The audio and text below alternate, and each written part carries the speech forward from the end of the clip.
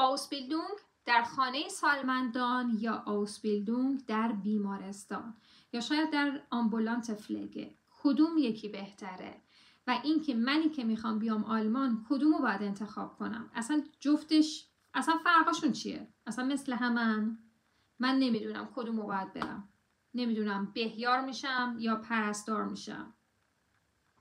نمیدونم.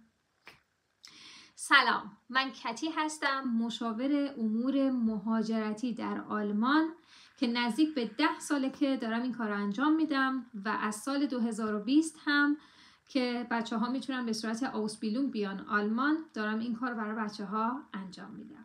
حالا امروز میخوام فرق این دوتا رو بهتون بگم که آیا آوسبیلونگ توی خانه سالمندان بهتره یا آوسبیلونگ توی بیمارستان و آیا این دوتا اصلا با هم دیگه فرق میکنن یا نه.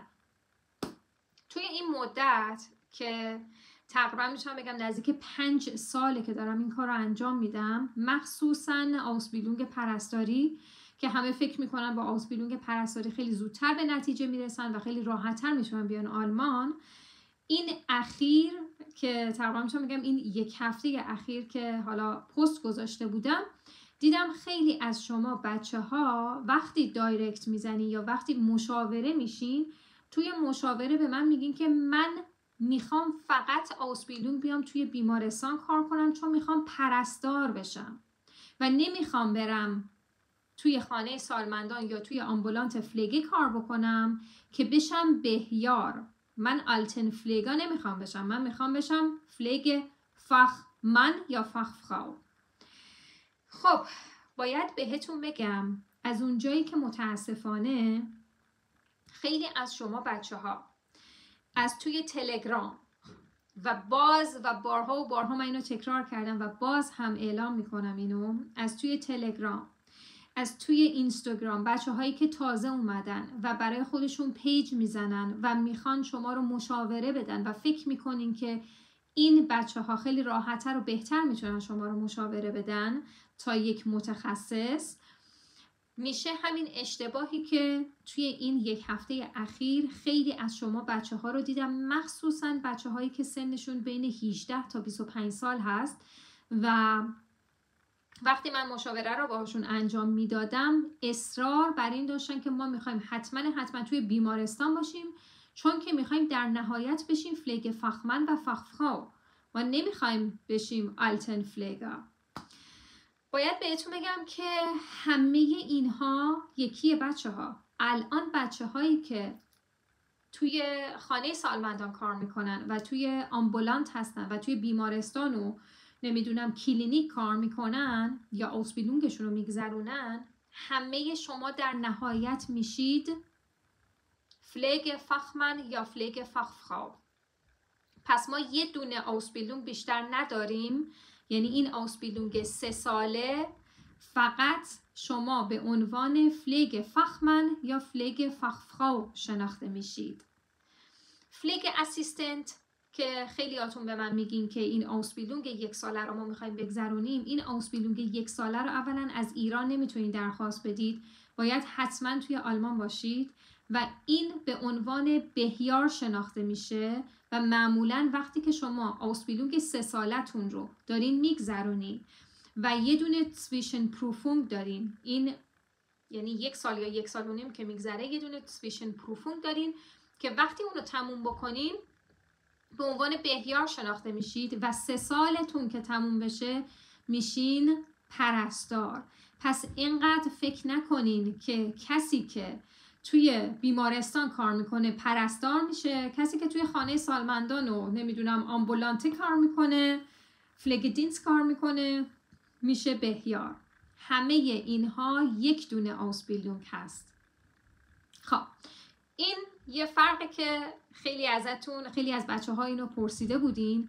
و دومین مورد این هستش که خیلیاتون فکر میکنین که وقتی که کارفرماتون خانه سالمندانه یا آمبولانت فلگه هست، فکر میکنین که هر 3 سال رو شما اینجا میگذرونین، یا کسی که تو بیمارستانه فکر میکنه که وای به من الان فقط میخوام بیام تو بیمارستان کار بکنم، خیلی لولش هم برای خودش میبره بالا.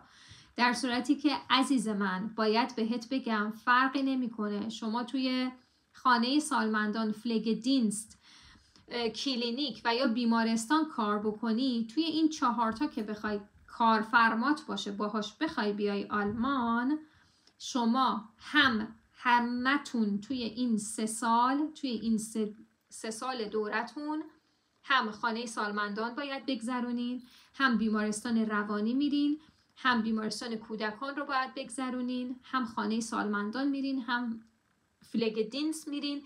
یعنی تمام اینها رو توی این 3 سال شما باید بگذرونین و برین. پس فکر نکنین که کسی که با خانه سالمندان کارفرماش خانه سالمندانه فقط 3 سال رو توی خانه سالمندان میگذرونه، یا کسی که توی بیمارستانه هر 3 سال رو توی بیمارستان میگذرونه. خیر، ولی یه فرق کوچیک داره. کسی که با خانه سالمندان میاد و یا با قرارداد بیمارستان میاد، بیشترین تایمش رو، 1 ذره بیشتر تایمش رو توی این 3 سال توی اون مرکز میگذرونه. ولی در نهایت باز هم دارم میگم که توی این 3 سال شما باید همه جا برین. همه بیمارستان ها، خانه سالمندان، هر چیزی که هست رو شما باید تجربه بکنین و در نهایت تصمیم بگیرین که وقتی که پرستار شدید و سرتیفیکاتتون و دیپلمتون رو گرفتین به عنوان فلیگ فخمن و فلیگ فخفرا، میخواین کجا کار بکنین و دوست دارین کجا برین.